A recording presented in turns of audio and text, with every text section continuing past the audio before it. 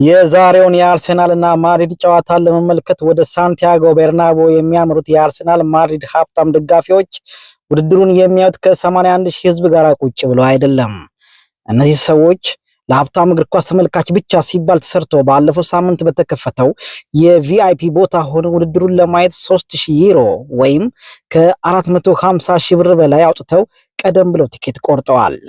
መደበኛው ቲኬት ከፍተኛ የተባለው ዋጋ 125 ዩሮ ሆኖ ሳለ እነዚህ ሀብታም የአርሰናል ማድሪድ ደጋፊዎች አንድ ጨዋታ ለመመልከት ለምን ይህን ያህል ብር አወጡ ከተባለ ምክንያቱም ለነሱ የሚቀርበው አገልግሎት ለ81 ሺህ ተመልካቾች ከሚቀርበው የተለየ ስለሆነ ነው።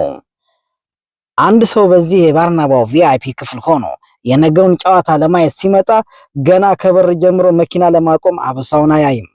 ደህንነቱ የተጠበቀ ፓርኪንግ ተይዞለት ይጠብቀዋል እና ውድድሩ ከመጀመሩ በፊት 2 ሰዓት ቀደም ብሎ ጣፋጭ የአውሮፓ ምግብ ቡፌ ላይ ደስ ያለውን አማርጦ ይመገባል። ከዛም ጨዋታው እስኪጀምር ደስ ያለውን ነገር ለስላሳም ሆነ አልኮል እየጠጣ ጨዋታው እስኪጀምር ዘና ይላል። በእንደዚህ አይነት ቪአይፒ ቦታዎች አልኮል አይከለከልም። ጨዋታው ሲጀመርም ከልክ ያለፈ ጩኸት ሳይረብሸው አይቶ የመጀመሪያውን 45 ደቂቃ ረፍት ሲወጡ አስተናጋጆች መርመስመስ ይጀምራሉ። ምን ይምጣ፣ ምን አነሰ፣ ምን ጎደለ ይሉሃል። የምትፈልገውን አዘህ ሁለተኛውን ግማሽ ማየት ትቀጥላለህ።